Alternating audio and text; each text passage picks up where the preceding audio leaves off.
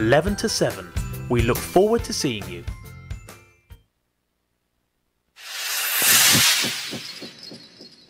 Assalamu alaikum wa rahmatullah.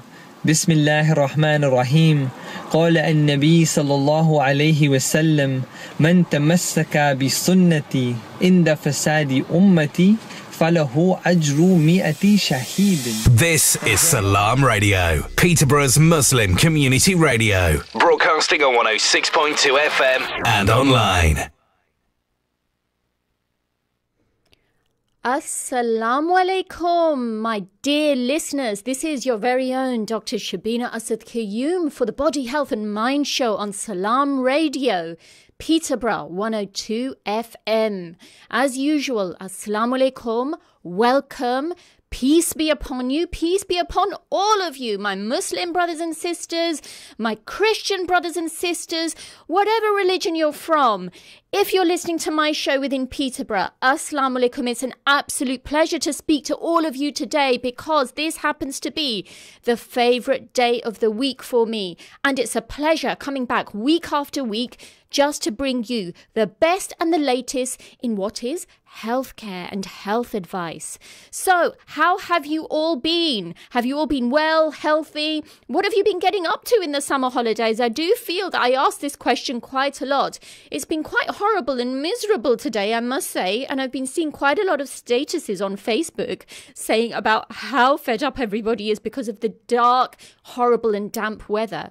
But I was actually reflecting today, and it came to my mind that, you know, this beautiful country that we live in wouldn't be so green and fertile if it wasn't for all the rain that we got. You know, we've got rainy old England, but we love rainy old England because there are a lot of people out there whose livelihoods depend upon it.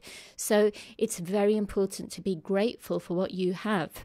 And I've got a special piece of news to share with all of you today, because today, well, not exactly today, but on the 11th of August, this very place last year, I sat and presented my very first show for Salaam Radio. And oh my goodness, what a wonderful experience it's been with a wonderful radio station. And on this occasion, I'd like to thank the Salaam Radio management team, my very own partner in crime, Brother Qasim, who's the station manager, who makes sure that everything is up to par and make sure that we're perfect in everything that we do, as well as all of my brother and sister colleagues who are presenters on Salaam Radio and make it the amazing station that it is. I cannot thank you enough. I cannot tell you how privileged I am to be a part of this wonderful, wonderful team trying to integrate communities, spread positive messages throughout. And hey, we are going to be having a summer event, a summer fair, which I will give you the details about. But for now, let's talk a little bit about health. So, as usual, if you'd like to speak to me, you are more than welcome to text and WhatsApp on 07745 278 978, or you can call me on the studio telephone number, which is 01733 602 133. And as usual, we are on Facebook Live, so I'd be absolutely encouraged, actually, if you can write any questions that you want to underneath my Facebook Live video, and I will try to help you as much as I can. Now, the topic for this week, and I don't have anybody to interview simply because of the fact that sometimes I think it's better, isn't it, just to speak to you on a one-to-one basis. I have been quite privileged and honoured that I've had some wonderful guests on the show in the last couple of weeks. In fact, extremely well-versed and articulate, and some expert guests that I've had over the last couple of weeks speaking about their various specialities in health, which is why I thought, okay, now this week I'm going to bring something a little bit different to the table, and that is about something that I see so much of in primary care, in my job as a GP, in my daily practice. And you all know, for those of you who do know me, how much I love my job and I love seeing my patients. And the fact of the matter is that it's everything that I see in my daily life that wants me to speak about those matters. So a lot of what I've been seeing over the past years, and ever since I've been in general practice, is about children who are fussy eaters. I've said I've said to a lot of you that I will be doing a show in the near future on it, but I think the time has come actually to talk a little bit about fussy eating. And in this show, I'll be speaking about fussy eaters. I'm also going to give you an insight on a really interesting article that was published, a study that was published, and there were two newspapers in the United Kingdom, one's the Daily Mirror and one's the Guardian, that actually published findings about fussy eating in children and where it could actually stem from. I'm also going to give a little bit of an insight into how we can change attitudes to food in general and how we can help our children develop like for certain foods, because it's always healthy to have a broad range of appetite for different foods. And trust me, I'm a mum, listeners. I've got 4 children, mashallah, and I have had my fair share of fussy eaters within my household. I was a fussy eater myself. If my dear mother, any of you know her, she would say that she would give me food, I would keep it in my mouth, and I would pretend that I'd swallowed it. She would then give me another spoon, and when my mouth was full up, I would spit it all out. So always do admire the patience of your parents who are bringing you up, little ones, because they do so with a lot of dedication and a lot of love. You don't know the hard work that's gone behind that and how much you will give them peace if you just eat a morsel or two from their hands. So it's extremely insightful to listen to this show. Do bring your questions in. Again, we're on text and WhatsApp on 07745 278 978 or on the studio telephone number on 01733, the Peterborough code 602 133, or you can question me on Facebook Live. So listeners, without further ado, let's talk about fussy eating. Now, do you think it's due to attitudes? Do you think that it's due to the fact that children don't eat because they simply don't like food? Well, let me have you know that there are 2 newspapers, the Daily Mirror in the United Kingdom and the Guardian, that actually published the results of a study involving twins, suggesting that food fussiness as well as food neophobia, and food neophobia is actually an unwillingness to try new foods, may be partially the result of genetics. How has that come about? So the people that conducted this study, the researchers, looked at the differences in parent-reported behaviour between identical twins who share actually 100% of their DNA, and fraternal twins who actually share 50%, to estimate the influence that genetics have on eating attitudes.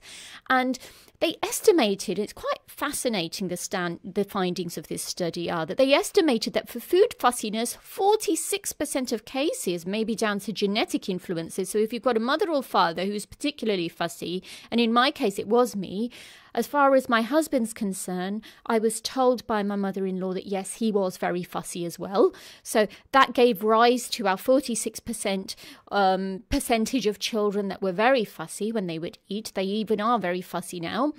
And 58% may be down due to genetic influences.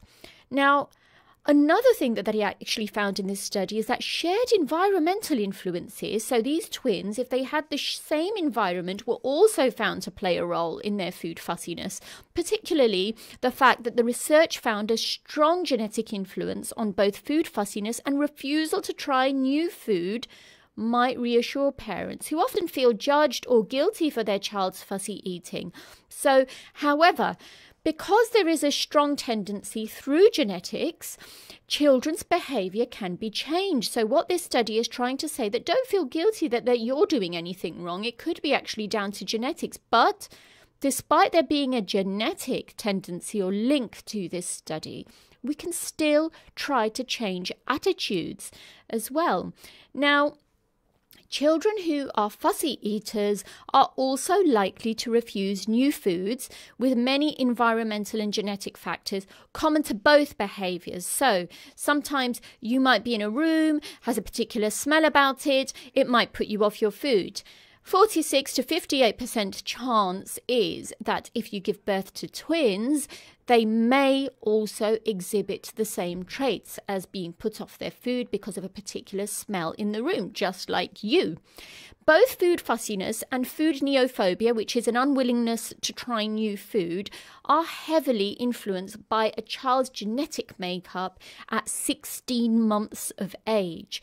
And shared environmental influences also have an influence, but more for food fussiness than for food neophobia. So there's a difference between these two. Food fussiness is just not wanting to eat food. Food neophobia is not wanting to try new food. So there are differences in both. Now, what makes this study so authentic? It was a very large sample size that they conducted this study of, but there were some limitations to it. And what were the limitations? That food fussiness and food neophobia were reported by parents and may be subject to bias and report inaccuracy. So the outcome of this study totally depended upon what the parents were saying and how the parents were reporting about their children's attitudes to certain foods, whether they were new foods or normal foods, just on the basis of the information that they gave to the researchers of this study. Now, they also found that twins are more likely to experience feeding difficulties. Twins also are reported to have a lower birth weight or born more prematurely, which could influence their feeding habits later on. And the results might therefore not be generalizable to children born as a single birth. Now, the genetic influence underlying food fussiness and food neophobia indicates that there may be common genetic variants underlying the traits, and understanding biological mechanisms behind these behaviors may aid the development of interventions to target food fussiness and new food refusal. So the fact that there are environmental factors shows that we can actually change the environment in which a child exhibits these behaviors, which can then cause a change in an attitude to a child's attitude towards food or ingesting food as general. And it's more or less seen more in twins. It would be interesting actually just to see if there was anything at all that suggested what the study would show if there were children who weren't, for example, part of being twins. So that those are some of the things that we could bring into the study too. Now, when we talk about food and diet, we all know, and I've gone on about this again and again, that providing a good and balanced diet to your children is especially essential in helping them grow up strong and healthy. But when you've got a fussy eater, things change, don't they? You do tend to prefer giving them what's convenient or things that they would like, and that can sometimes become very difficult. Now, when you have a fussy eater, the focus, obviously, rather than being on the child, has to be more towards the family. So you've got to think about changing attitudes by building a healthy family, not just a healthy child. And in that, the number one rule of thumb is to ensure that you, yourself, and the adults in that family are adhering to a healthy lifestyle and a healthy diet, so that you can pass on those behaviors to somebody who is younger. And I know a lot of you listening on the show right now will be saying, well, it's easier said than done. But hold your horses. Don't jump to conclusions right now, because there is going to be plenty of what I'm going to be able to tell you on how you're able to achieve this. Building a healthy family, especially within the Asian culture, I would say, or Southeast Asian culture, can pose as a big challenge to us. Not even, it's more prevalent in the Asian culture as it is compared to children that belong to a background of Afro-Caribbean ethnicity or Caucasian ethnicity. And this has also been proved by research as well. But what is it with us? Why is it that within Asian culture we do have fussy children? it's very difficult to set that level of providing and building up a healthy family within the culture, especially if we have picked up a few bad habits along the way. And this is why conditions such as diabetes are so prevalent, as well as the genetic aspect within the Asian population. It's easy for parents to get confused about messages that are thrown at them on maintaining a healthy lifestyle through the media. So the media does actually play a very big role. You've got some aspects in which the media will say to you that, okay, you're supposed to have your 5 portions of fruit and vegetable a day, but nobody tells you how to do it. There is no rule book. There are lots of books out there within libraries that can give you ideas on 15-minute meals or 30-minute meals, which would be useful actually. And what I can possibly do for you listeners is publish the name of those books so that you can refer to them. And if you've just joined me right now, this is your very own Dr. Shabina Asad Qayyum on the Body Health and Mind Show on Salaam Radio Peterborough 106.2 FM. Text and WhatsApp on 07745 278 978. Or if you wish to talk to me on the studio telephone number, the number to ring is 01733 602 133. And you can always ask your questions on Facebook Live. I will be more than happy to answer anything that you have. My next message to you in building a healthy family is what any doctor would ask you to do. Should we be eating at least 5 pieces of fruit and vegetables a day as part of a healthy lifestyle? A lot of people would think, yes, got to take a couple of strawberries. These are my 2 or my handful of strawberries and half an apple, etc. It doesn't really have to be like that. It doesn't have to be as complicated as that if you have a fussy eater as a child. Now, if parents simply get in the routine of offering their children a fruit snack in the morning, plus a helping of any type of vegetable or salad or a piece of fruit for both lunch and the evening meal, then it's done. So how would we be able to achieve that, okay? So let me give you the ideas of making your 5 a day easy for a fussy parent, for a fussy child, not fussy parent. Yes, you do have fussy parents. I'm a fussy parent, but yes, for the fussy child. So for parents who stick to only apples and pears and then end up giving their children unhealthy snacks when they get bored of these fruits, you need to get experimental, because what can happen is children will develop a taste for a particular type of fruit and they won't eat anything else. And that's the mistake we made. We make the mistake of isolating our children to a particular type of fruit or vegetable simply because of the fact that we think that, allergies that we're told, these are the mixed messages, the medical messages that we get from the media and from the medical profession as well. And also the fact that we are told that we need to cut down on calories, etc., which is very true. But it by no means means that we cannot give fruit and vegetables in other forms as well. So one approach is to go with your seasons. Obviously, try buying some berries like strawberries and raspberries, soft fruits like peaches and plums during the summer when they're plentiful, and obviously when they're a lot cheaper, because fruit comes a lot cheaper and a lot more tastier in its own season. Nowadays, I've always found that getting clementines is a little bit more difficult. Clementines, which are a type of orange, come out in the winter. They're a lot more sweeter, and my family prefers clementines.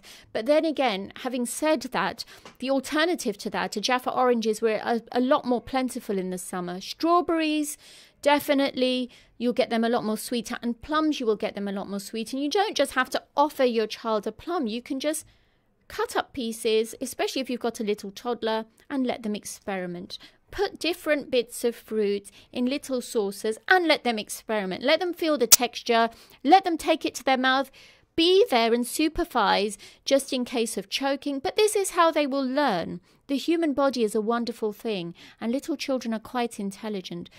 Everything that you hear about choking isn't very common. These are isolated incidents that make the news and then obviously increase our apprehensions about experimenting with new foods for children.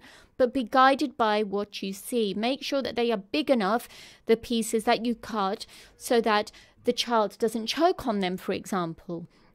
Now, in the winter month, when there is less variety available, you can go for tinned fruit as well. You know, you don't have to get the tinned fruit that comes in sugar syrup, for example. You can keep fruit healthy so long as you stick to fruit in its own juice rather than the sugary syrup that I've told you about. Now, dried fruit, again, it's a taste acquired thing. The earlier you introduce it, the better it's going to be. Apricots.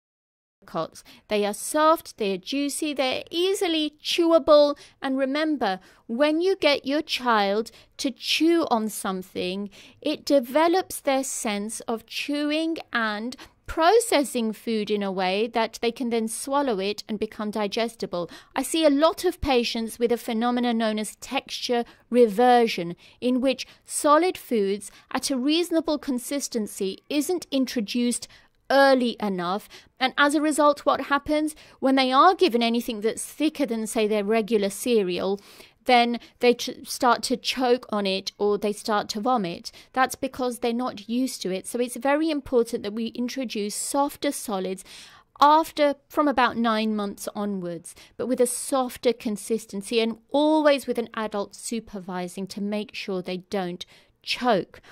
The other thing you can do is you've got apples, pears and bananas. You've got plenty of choice without breaking your budget as well. Now, food labelling. This is a point that brings confusion for many parents, and that's food labelling. And these are becoming more standardised, can still be very tricky. Go for your green traffic lights labels that go on to food, such as those that have low salt, fat and sugar. You can buy some foods with red traffic light labeling as long as it doesn't make up the majority of your diet if you have a very fussy child. And always check your labels when you're giving people food. Some food you think might have health benefits may actually be less nutritious than you think. So, for example, you have a lot of people that have fast food, pizza with cheese and salami, and people say, well, actually, you know, it's not good. But did you actually know that pizza, cheese and salami, they do provide protein and calcium in it? And indeed they do. However, you've got to be wary about the fat and salt content. So it's always much better if you make these things yourself. You will have ready-made pizza bases that you can get. You can come home, you can add the ingredients yourself. And you know what, listeners? It only takes 20 minutes. And if I can set an example for you, I cook all of my own food at home. I really do. Home cooked food is the best food. Ready-made and processed food is not going to get the same nutrition that you can give to your children, and you can be experimental. Now, does your convenience food really save time? And this is what I was touching on earlier. Now, people often do buy ready-made meals thinking that it's easier to cook, but it's really quicker cooking with fresh ingredients. And what you can do is during 20 minutes that it takes to cook a processed meal, you have to take into consideration the time that it takes to defrost that meal. And you could probably prepare and cook using fresh ingredients as well. And sometimes what you've got to do is just be organized. So sometimes I would cook a big batch, divide it into two, and will be retained. Now, there are 30-minute recipes, as I mentioned before, that can be brought from the local shops in books. You do have some quite famous authors that do some really good meals for children as well. I can also publish the details of those books on the Body Health and Mind Facebook page. And sometimes what can happen is that once you get into the habit of cooking for your own children, the experience can be very therapeutic. Now, why do some people find it difficult to stick to a healthy diet? So many parents today come from, and this is where I'm trying to bring this element into those who are fussy eaters. So many parents today come from a generation where sweets rather than healthy foods were given as treats. Some people don't have a 5-a-day policy themselves, so it's difficult to enforce this on their kids if they don't practice what they preach. So parents need to lead by example. The amount of people I see that tell me, oh, I don't get time to do lunch, I have crisps instead. honestly, you are definitely setting an example there. So it's very important to try and make sure that you lead by example, you eat healthily, and your children will see this, and obviously they will pick up. There is one aspect that I'm very passionate about talking, which I probably won't be able to talk about before the break, because we are coming up to a break now. And that is the aspect of exercise. We all know that we all lead very busy health lifestyles, especially mothers, especially those mothers that have an extremely limited time in which they can, exercise or get out and about with their children. But the fact of the matter is that you have to realize that you lead by example with your child. And I was saying to someone the other day that we have become an internet and social media and internet technology based generation. And that has certainly taken out physical activity. But because we've got 30 seconds coming up to a break, I'm going to look at this aspect in a little bit more detail. We have a bit of chat around it.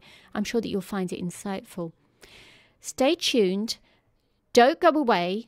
Join me and come back on the Body, Health and Mind Show with myself, Dr. Shabina Asad Qayyum, on the very own Salaam Radio 106.2 FM. And make sure you've got some questions to ask me, because it would be wonderful to answer them. Don't go away.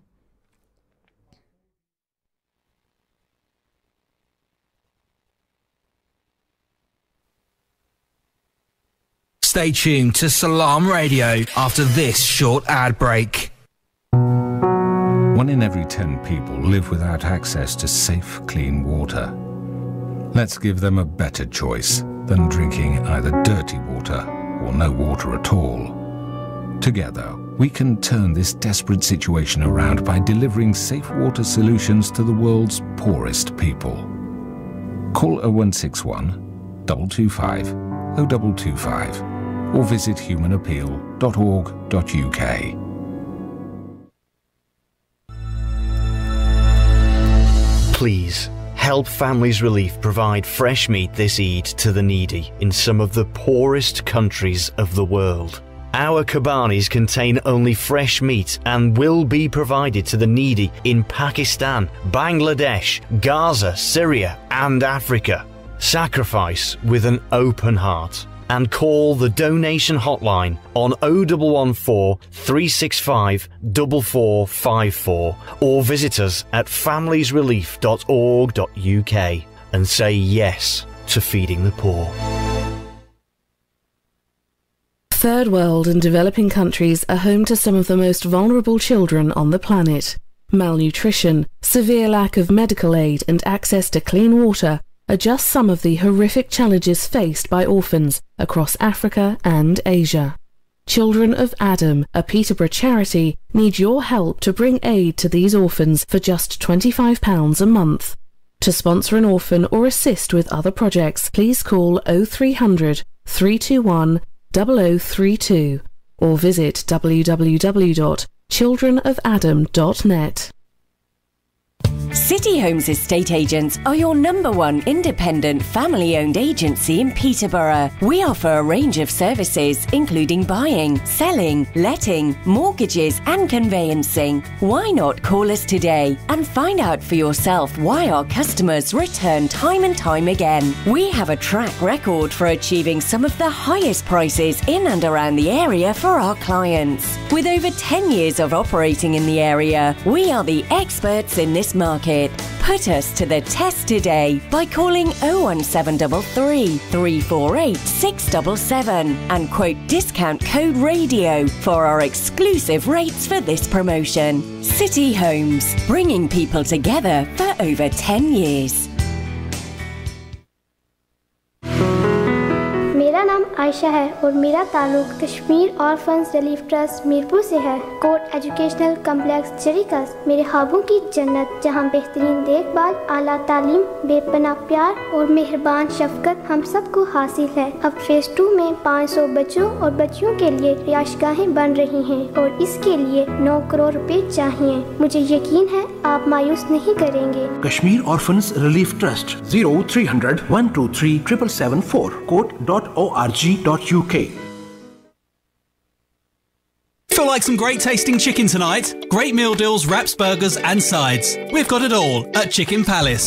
Call and collect at 302 Lincoln Road on 01733 702 447 or 8 Park Road on 01733 343750. Chicken Palace, open 11 a.m. till late.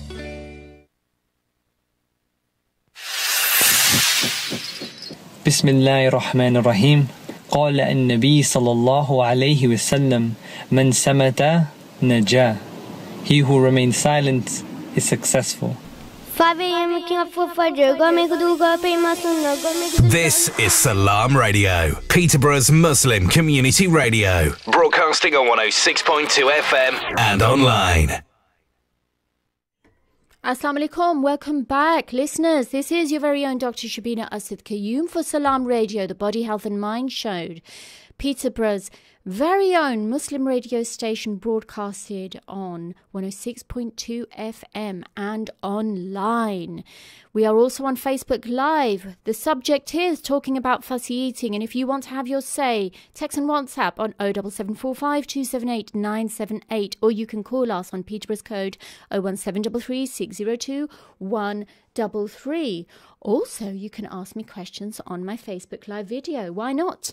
I'd love to have some questions that I can answer regarding your fussy eaters. If you are a fussy eater yourself, if you have a child who's a fussy eater, or if you would just like me to do a show, give your ideas. It'd be wonderful. It'd be nice to see what you all come up with, what you're all interested with, because obviously we cater to the audience that we broadcast to. So we were talking about exercise just before the break, and about how we have given rise to a generation that is completely smitten with internet technology. And I'm trying to talk about the measures in which we can address them. And one is obviously exercise, but I'm going to give you a good tip. It's not just getting them up and saying, right, come on, let's do some exercise, let's do some jogging. No, sometimes it's not appropriate to do that. Sometimes it's not suitable for certain households, the way they're set up to do that. And I have a lovely comment here from my brother, Imtiaz Ali,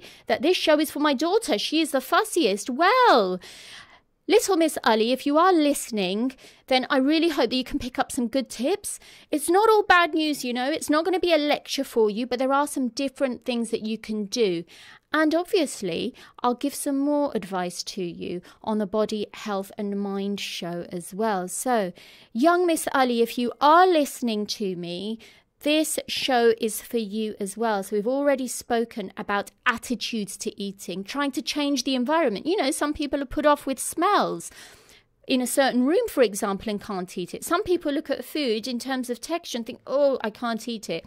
We've already spoken about trying to build a healthy family as opposed to concentrating on the fussy eater as a whole. So my message to my brother is that if we all change, or if we all have a certain attitude to food within the home, then you do have a lot of chance that the child within the home will have a changed attitude towards their food as well. So, like I was saying, exercise, paramount importance. And how is that?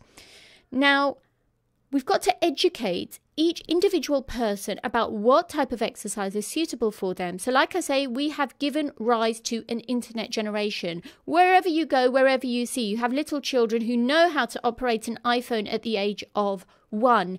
We have little children who know how to play on an iPad. We have children who are playing on their Xboxes, Wii consoles, Xbox Ones, Xbox One S's, PlayStations, and it has led to a very sedentary lifestyle. The fact of the matter is, how do we change that? If you cannot get up and take a couple of runs around the block, or you can't go out for walks, or you can't enjoy any type of recreational activity outdoors, how about bringing it back indoors? And one way of doing that is having a Wii console. Absolutely. And there are some sports game on it that all of you can get involved in as a family, and that does give rise to exercise. It's a great stepping stone, I would say, and it's a great stepping stone from your sedentary lifestyle to more activity, and that is how the attitude changes. It's not about doing it forever, it's about taking that first step. So you can start with that first of all. I'm not saying it's the be-all and end-all, but it's a little change, and it's an acceptable one. And it helps facilitate bonding within your family and a change of attitudes. And trust me, once you get the heart rate going, the blood circulation going, you're less sedentary in your lifestyle, you will feel more hungrier because it speeds up the metabolism, which in turn increases your appetite. So it's about being active as well. Your whole family can get very active with one of these Wii consoles. We've got Wii Sport at home. We all play it together. We like to play even the bowling. It's very good. And it might also get you interested in outdoor sport. It's a good place. It's just a good place to start, to encourage exercise in the outside world. And if I'm able to have a look, I've got another question from dear brother Imtiaz Ali. How about cardiovascular housework, power vacuuming, or intermittent dishwashing? Does that count as an exercise? And brother Imtiaz, if you're watching me on Facebook Live, you probably see I've got a slight slant.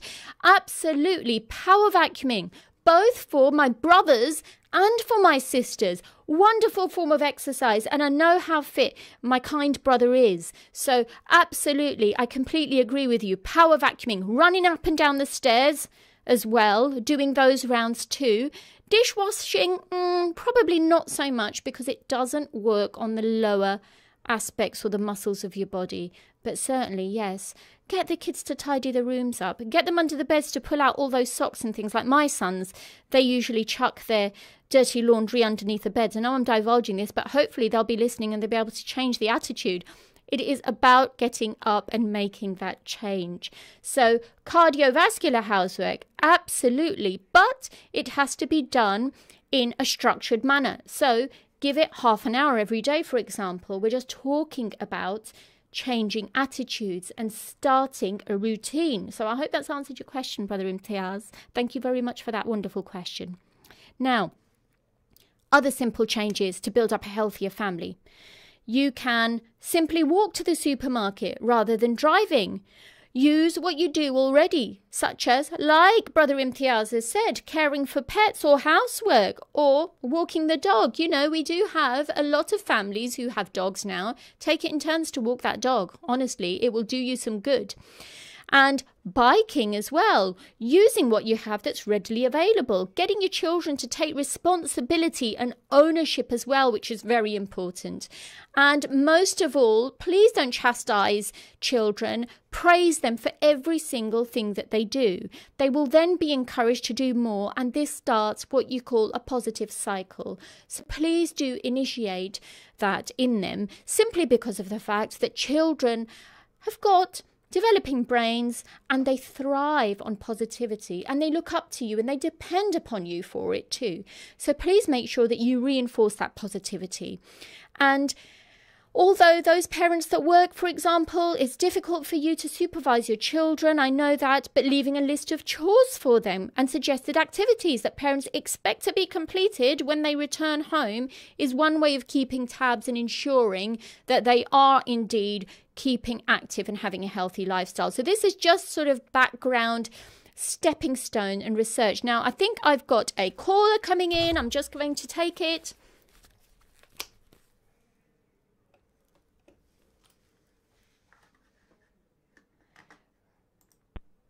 Hello, assalamu alaikum. Wa alaikum assalam. Dr. Shabina, this is Imtiaz. Assalamu alaikum, Brother Imtiaz. Thank you very much. You're live on Salaam Radio. How are you? Okay, I'm very well, thank you. I'm really enjoying the show. Thank you. And genuinely, this is a show for my daughter. She's one of the first teachers around. Right. But it really ties in well with what you said about exercise as well, because I just wanted to make a point about how, you know, like my nephew, he's one of the first teachers around, but whenever he's out for a bit of exercise, so I take him football. Yeah.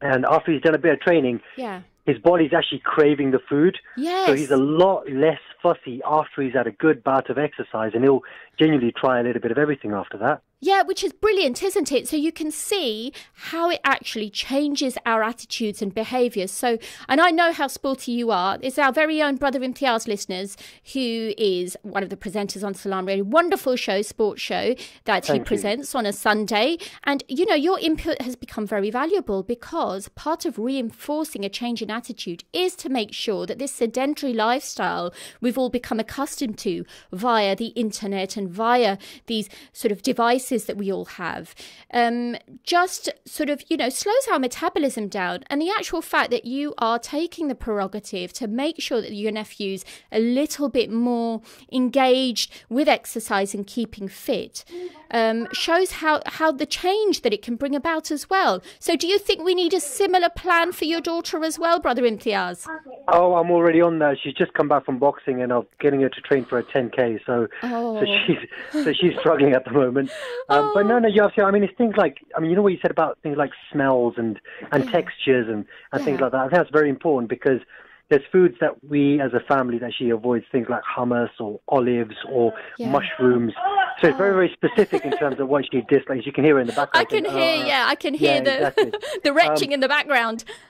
And literally, you've got to, you know, if they genuinely don't like something because of the taste, then you can't force them to eat it. But if they're choosing to avoid something, because especially with younger kids, you'll know this better than most, but younger kids, they tend to avoid using their teeth to chew stuff, so they prefer things like yogurts and soft foods.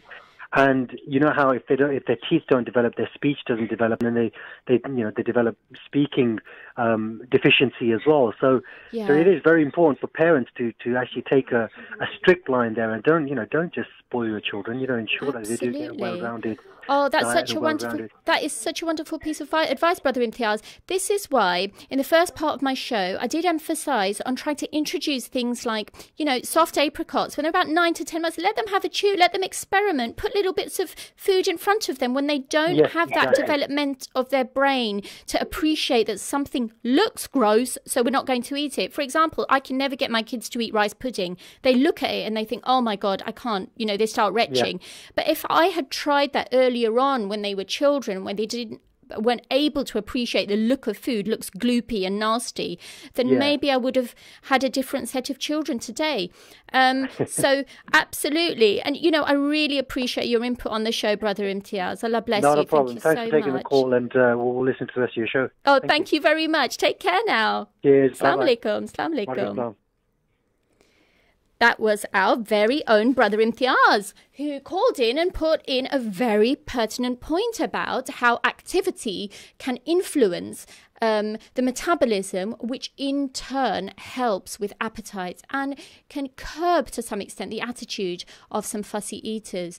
And also the fact that we have to implement a change in attitude towards food from a very younger age. So thank you very much for that valuable input, Brother Imtiaz. Very grateful. So, fit parents, fit kids. This is what we've been talking about in the beginning of the show.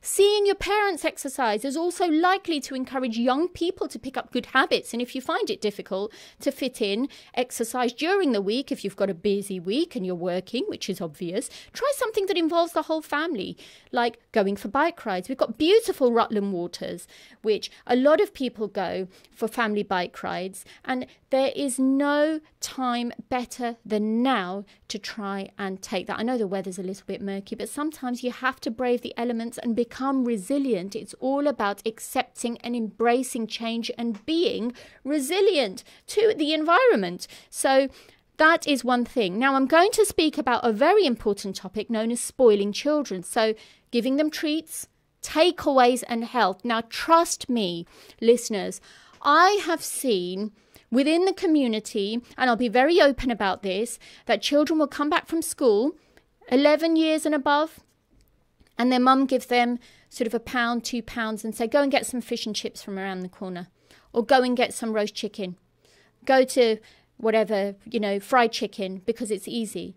Trust me, you are doing yourself and your children the biggest disservice. This is why we have an epidemic of obesity, diabetes, heart disease, and I can tell you that we have seen some young deaths within the Peterborough area, which is very, very sad. And it's because the right attitudes and the right type of diet wasn't implemented from an age. And that can also lead to nutritional deficiencies. So we have young girls who are a lot more anemic, because girls also go through the reproductive cycle, they go through menstruation, which can also lead to further iron deficiencies because they only eat one type of food. I've seen lots of children who have nutritional deficiencies because they go around to the fried chicken shop and they only eat pizzas and chicken because they don't like anything else.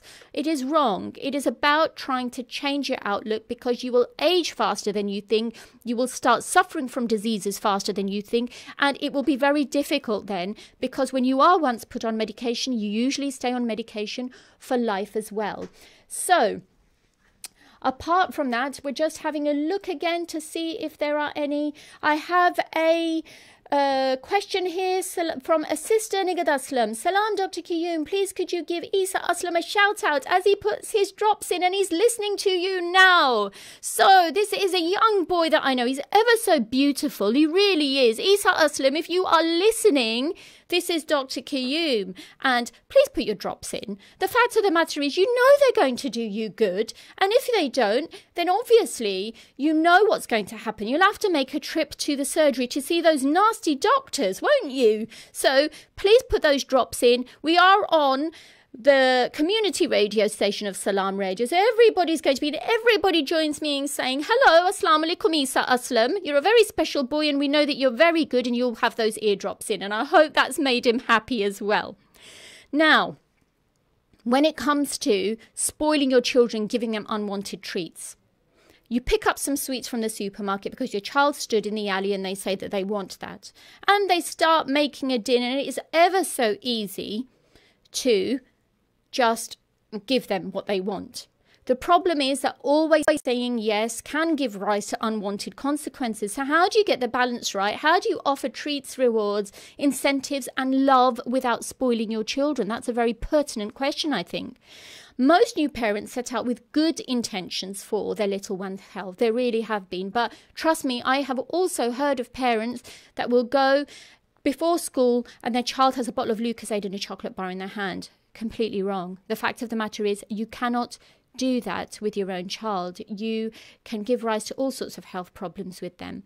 Now, a lot of that in changing their attitude might include not giving them too many sweet things, introducing them to fruit and vegetables, and encouraging them to exercise.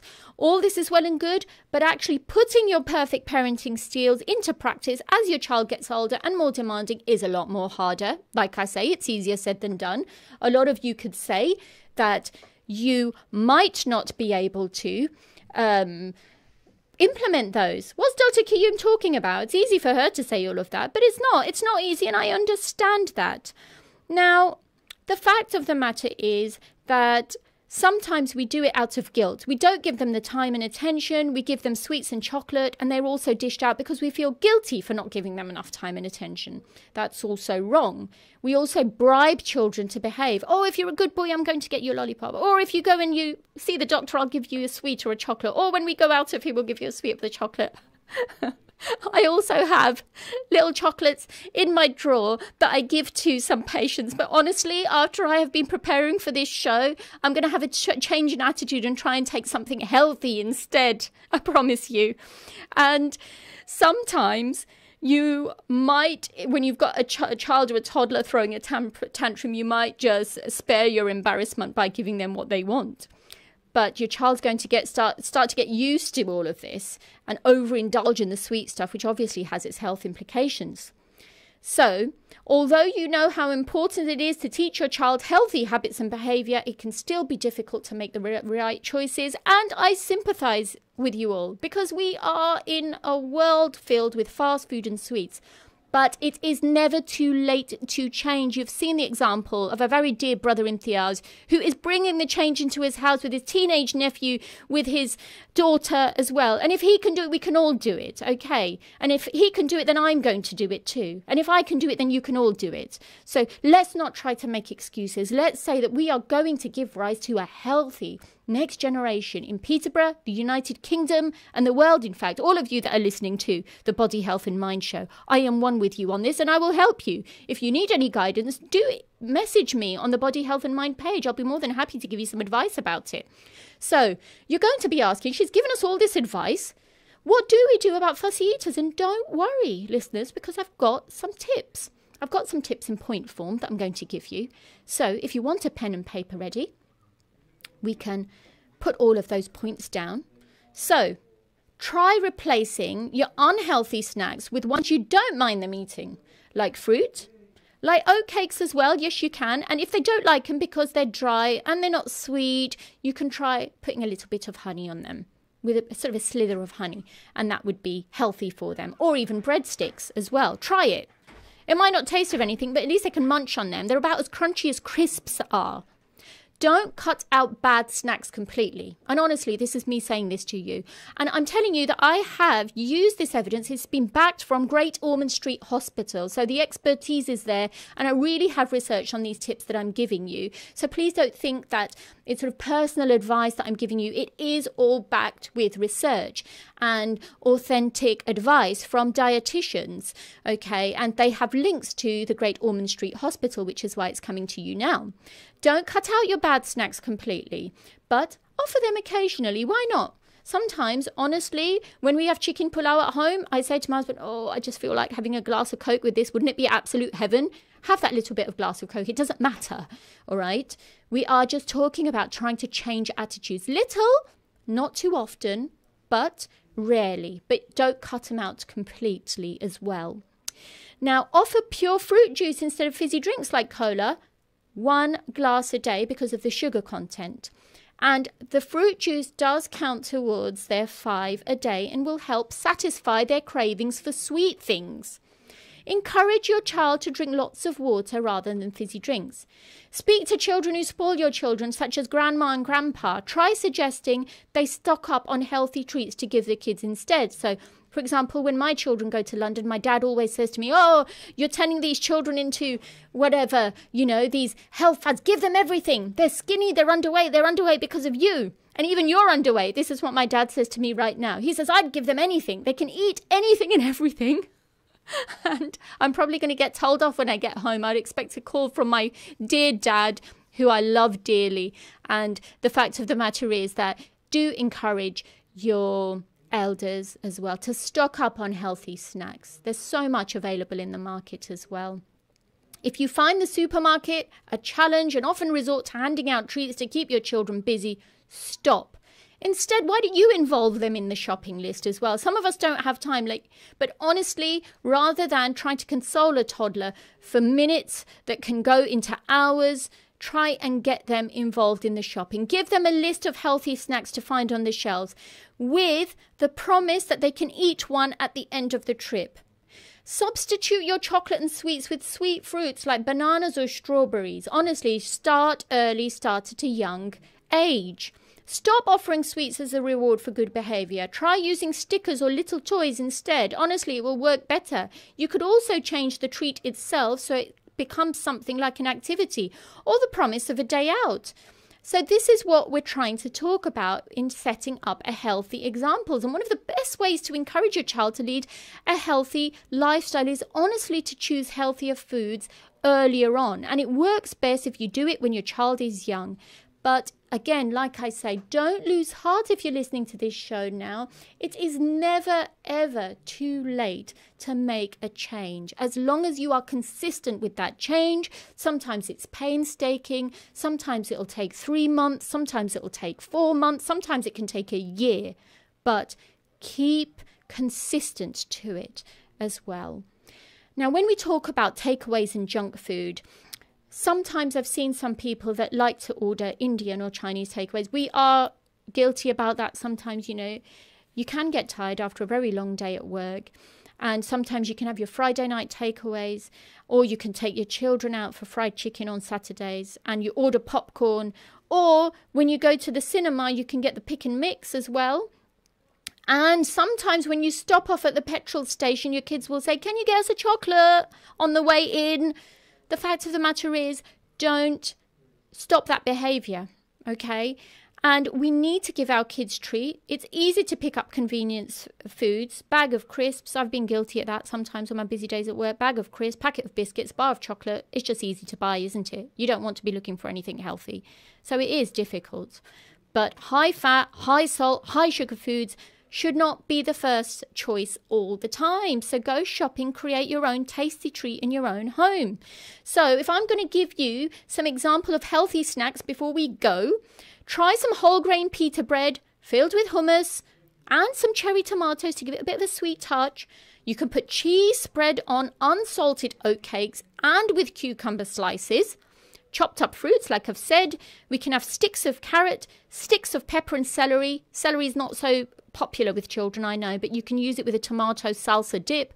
Peanut butter and watercress on granary bread. It tastes gorgeous, and I have personally tasted that. Banana, berry smoothies. Smoothies are very good. You can use frozen smoothies, frozen yogurts. Getting active with kids, as our very own brother Imtiaz does. Getting out and about is as important to a child's well-being as what they put in their mouths. So you have to keep it 50-50. 50% activity, 50% healthy eating. And the fact of the matter is your modern life can be pretty comfy with televisions, your DVDs and computer games, all keeping little bottoms firmly on their seats without giving them that activity as well. So the other activities you can do swimming, but take everything one step at a time. The fact of the matter is that you have to stick to a routine. So I did have some more things to share with you. Unfortunately, we're running out of time, so I'm going to post this on the Body Health and Mind page as well. So it's trying to change attitudes, and there's going to be some specific diet advice. I might just bring it in the beginning of the next show if I may do so. But I want to tell you about Salaam Radio's Summer Festival, where we're celebrating our 1 year anniversary, and I'm celebrating my 1 year anniversary today on Sunday the 20th of August from 11 a.m. to 7 p.m. Free entry, all welcome. But we need some volunteers. For stores, please contact 07722 55884. This is Dr. Shabina Asad Qayyum for the Body, Health and Mind Show. Assalamu alaikum.